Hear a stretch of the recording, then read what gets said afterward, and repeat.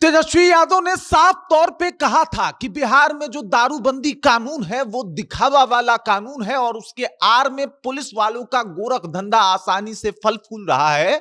और आज आरजेडी भी ये बात कह रही है कि साहब बहुत बढ़िया, मतलब दारूबंदी कानून में सिर्फ अंदर जो है वो गरीब होते हैं, वो लोग होते हैं जिनके पास गलती से थोड़ा बहुत दारू पकड़ा जाए, लेकिन पुलिस का जो खेल है वो आसानी से चलता रहता है। और ऐसा ही एक मामला आया जिसके बाद ये विवाद शुरू हुआ और आरजेडी ने एकदम से नीतीश कुमार को आईना दिखा दिया कि साहब ये है दारूबंदी की सच्चाई। आपके आसपास जो चार लोग बैठे हैं और कह देते हैं कि ना नीतीश बाबू बहुत बढ़िया दारूबंदी लागू है, उसकी सच्चाई ये है कि बिहार में दारू अवेलेबल है और आपका कानून ज्यों का त्यों जस का तस पड़ा हुआ है। और जो विभाग आप दारूबंदी रोकने के लिए लगवाए हैं उसी विभाग के कुछ अधिकारी दारू बेचवा भी रहे हैं। अब पूरी कहानी क्या है सब कुछ आपको विस्तार पूर्वक बताऊंगा, किस तरीके से आरजेडी और तेजस्वी यादव ने मिलके एकदम से नीतीश कुमार की धज्जियां उड़ा दी है, उनके दारूबंदी कानून की धज्जियां उड़ा दी है और उनको आईना दिखा दिया है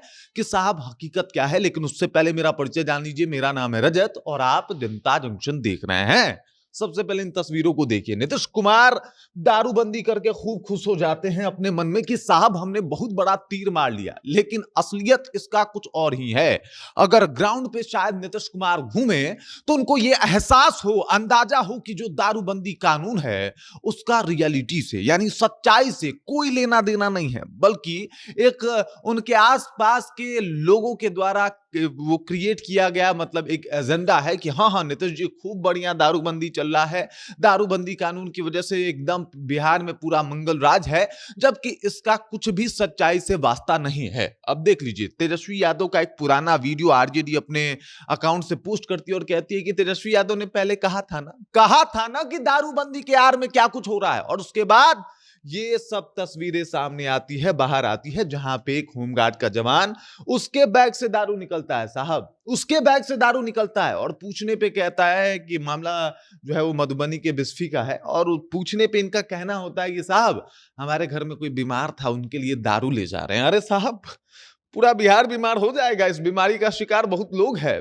उनको भी चाहिए ये वाला बीमारी और उनको भी ये दवाई ढूंढ रहे हैं, लेकिन आपके जो मुख्यमंत्री जी हैं वो मानने को तैयार नहीं है और इसी वजह से ये समस्याएं हो रही है। और फिर एक बार नीतीश कुमार के दारूबंदी के ऊपर सवाल उठना शुरू हुआ कि ये तो वो है जो पकड़ा गया साहब, उसका क्या जो चुपचाप बैग में भर के दारू लेके चला गया और किसी को कानो कान खबर तक नहीं हुई, उसका क्या जो खेप आसानी से वहां तक पहुंच गया जहां तक उसको पहुंचना चाहिए था। क्या 100% की गारंटी लेती है क्या पुलिस की वो 100% जो अवैध दारू है उसको रोक पा रही है, या अवैध दारू जो बाहर से आ रहा है उसको रोकने में वो कामयाब है, सफल है? अभी एक फैक्ट्री बरामद हुई है पटना में ही जो डुप्लीकेट दारू बनाता था, डुप्लीकेट दारू बनता था वहां पे, हर कंपनी का बोतल उसके पास था और आसानी से दारू बना के बेच रहा था।